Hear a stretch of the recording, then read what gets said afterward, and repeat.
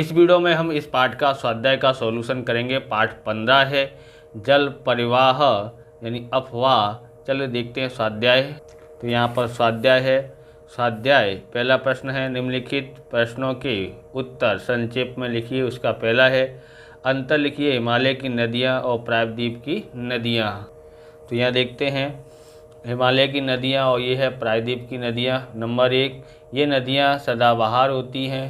Number 1, ये नदियाँ मौसमी होती हैं।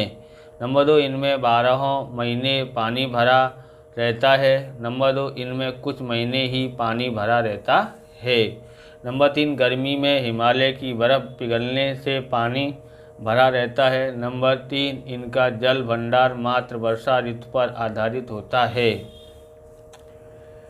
चौथा है, ये नदियाँ लंबी और चौड़ी हैं। चौथा है इसका, ये नदियाँ छोटी और सक्रिय हैं। नंबर 5, इनका उद्गम स्थान हिमालय है। नंबर 5, अधिकांश प्रायद्वीप नदियाँ पश्चिमी घाट से निकलती हैं। छठा है, ये नदियाँ लंबी दूरी तय करती हैं जिससे डेल्टा बनाती हैं। छठा है, ये नदियाँ कम दूरी और तेज़ प्रवाह के कारण खाइयाँ बनाती हैं। सातवां, ये अपने मार्ग में मैदान बनाती हैं। सातवां, ये अपने मार्ग में झरने प्रपात बनाती हैं। आठवां, ये नदियां जल परिवहन के लिए उपयोगी है। ये आठवां है, ये नदियां जल विद्युत के लिए उपयोगी है। दूसरा प्रश्न है, समझाइए जल परिवाह और जल विभाजक। उत्तर है, जल परिवाह देखते हैं, किसी निश्चित जल मार्ग या तंत्र यानी नदी प्रणाली के माध्यम से क्षेत्र के जल के बहने की प्रक्रिया को जल प्रवाह कहते हैं। जल विभाजक देखिए, जब कोई पर्वत या उच्च प्रदेश नदियों के जल प्रवाह को एक दूसरे से अलग करते हैं तब उसे जल विभाजक कहते हैं। आप इस तरह के वीडियो देखना चाहते हैं तो डिस्क्रिप्शन में आपको प्लेलिस्ट की लिंक मिल जाएगी अलग अलग चैप्टरों की, अलग अलग विषयों की, तो वहाँ से आप देख सकते हैं। और चैनल पर नए हैं तो चैनल को सब्सक्राइब कर लेना, क्योंकि हम इस प्रकार के वीडियो आपके लिए बनाते रहते हैं। लाइक करने के बाद अगर आपको हाइप का बटन दिखाई देता है तो आप हाइप भी कर सकते हैं। ओके, ज़्यादा से ज़्यादा लाइक, शेयर, कमेंट, सब्सक्राइब करते रहिए, क्योंकि हमको डिजिटल बोर्ड खरीदना है तो आप सपोर्ट करेंगे तो हम डिजिटल बोर्ड भी खरीद पाएंगे। इसलिए हमको सपोर्ट करते रहिए और ज़्यादा से ज़्यादा शेयर करते रहिए। चलिए आगे देखते हैं।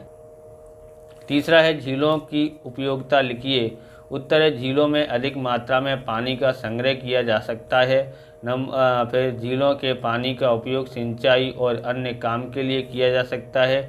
झीलें जल विद्युत उत्पादन के लिए खूब उपयोगी हैं। झीलों के कारण प्राकृतिक सौंदर्य में वृद्धि होती है। झीलों से पर्यटन स्थल में वृद्धि हुई है। झीलें मत्स्य उद्योग के लिए भी महत्वपूर्ण हैं। जल प्रदूषण के रोकने के उपाय बताइए। जल प्रदूषण रोकने के उपाय बताइए। तो है उत्तर, राष्ट्रीय नदी संरक्षण योजना द्वारा जल शुद्धिकरण योजना लागू करनी चाहिए। औद्योगिक इकाइयां अपना गंदा पानी नदियों में न छोड़े, इसके लिए कड़े नियम बनाने चाहिए। औद्योगिक इकाइयों को अपने दूषित पानी में रहे हानिकारक तत्वों को दूर करके पानी नदी में छोड़ना चाहिए। नदी में घर का कूड़ा कचरा न मिले, इस बात का प्रत्येक नागरिक को ध्यान रखना चाहिए। पांचवा है, गोदावरी को दक्षिण की गंगा कहते हैं, कारण दीजिए।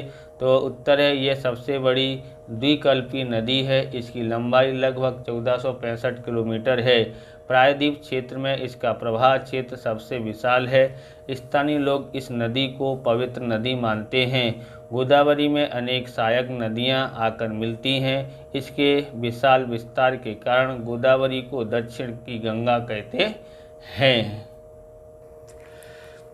निम्नलिखित प्रश्नों के उत्तर लिखिए। बराबर। दूसरा प्रश्न है ये, दूसरे प्रश्न का पहला है, गंगा नदी तंत्र के विषय में समझाइए। उत्तर है, गंगा नदी तंत्र भारत का सबसे बड़ा नदी तंत्र है। गंगा नदी का उद्गम गंगोत्री ग्लेशियर से होता है। इसकी कुल लंबाई लगभग 2525 किलोमीटर है। यह उत्तराखंड, उत्तर प्रदेश, बिहार, झारखंड और पश्चिम बंगाल से होकर बहती है। इसकी प्रमुख सहायक नदियां यमुना नदी, घाघरा नदी, गंडक नदी और कोसी नदी है। अंत में यह बंगाल की खाड़ी में विशाल डेल्टा बनाकर मिल जाती है। यह नदी तंत्र कृषि, सिंचाई, जल परिवहन और पेयजल की दृष्टि से अत्यंत महत्वपूर्ण है। दूसरा है नर्मदा बेसिन के विषय में बताइए। उत्तर है नर्मदा नदी भारत की एक महत्वपूर्ण पश्चिमी वाहिनी नदी है। इसका उद्गम अमरकंटक पठार से होता है। इसकी कुल लंबाई लगभग 1312 किलोमीटर है। नर्मदा नदी मध्य प्रदेश, महाराष्ट्र और गुजरात से होकर के बहती है तथा अंत में खंबात की खाड़ी में गिरती है। बराबर। नर्मदा बेसिन विंध्याचल और सतपुड़ा पर्वत श्रेणियों के बीच स्थित है। इस बेसिन की भूमि कृषि, सिंचाई तथा जल उत्पादन के लिए महत्वपूर्ण है। नर्मदा नदी पर कई बड़े बांध बनाए गए हैं जिनसे सिंचाई और बिजली उत्पादन में सहायता मिलती है।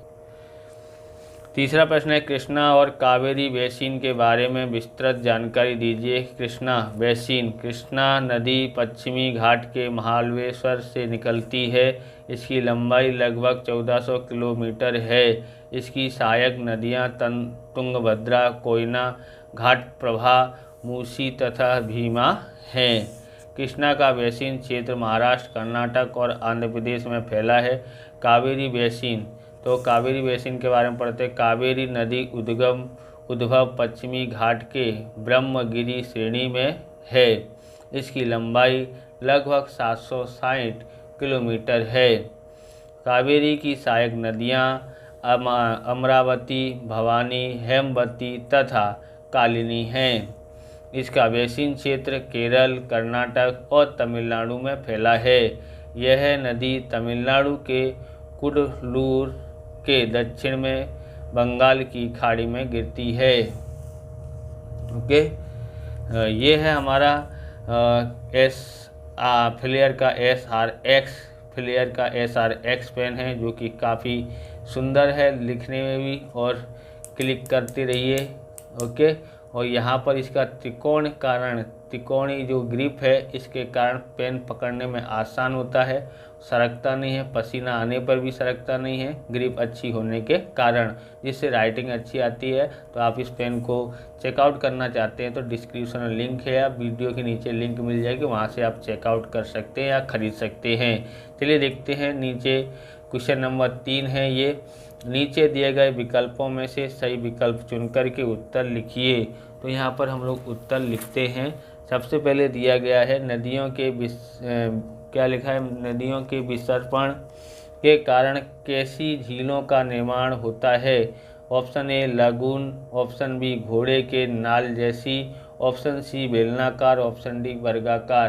तो इसका आंसर आता है ऑप्शन बी, इसका आंसर है घोड़े की नाल जैसी। ओके, दूसरा देखते हैं कोई पर्वत या पठारी प्रदेश नदियों के प्रभाव को एक दूसरे से अलग करे तो उसे क्या कहते हैं। तो उसे क्या कहेंगे हम लोग, तो उसे ऑप्शन ए जल रचना, ऑप्शन बी जल विभाजक, ऑप्शन सी नदी तंत्र, ऑप्शन डी बेसिन।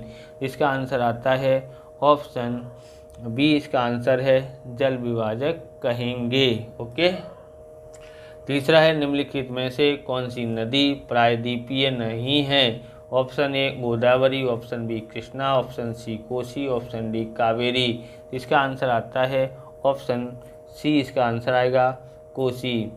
चौथा है निम्नलिखित में से किस झील के पानी का उपयोग नमक बनाने में होता है। ऑप्शन ए डेवर, option B Sambhar, option C बलूर, ऑप्शन डी नल। तो इसका आंसर आता है ऑप्शन आएगा ऑप्शन बी आता है सांभर आता है। ओके, अब देखते हैं पांचवा, गंगा में कौन कौन सी नदियां मिलती हैं। ऑप्शन ए यमुना, घाघरा, गंडक और कोसी, ऑप्शन बी यमुना, चंबल, घाघरा और कोसी, ऑप्शन सी यमुना, घाघरा, शरावती और कोसी, ऑप्शन डी है नर्मदा, घाघरा, गंडक और कोसी।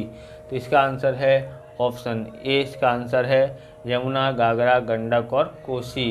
ओके, इसका आंसर है। इस प्रकार से ये वीडियो पूरा होता है। अगर आपको हमारा वीडियो अच्छा लगे तो लाइक करें, शेयर करें, कमेंट करें। चैनल पर नए हैं तो चैनल को सब्सक्राइब करें। मिलते हैं नेक्स्ट वीडियो में। जय हिंद, जय भारत, वंदे मातरम।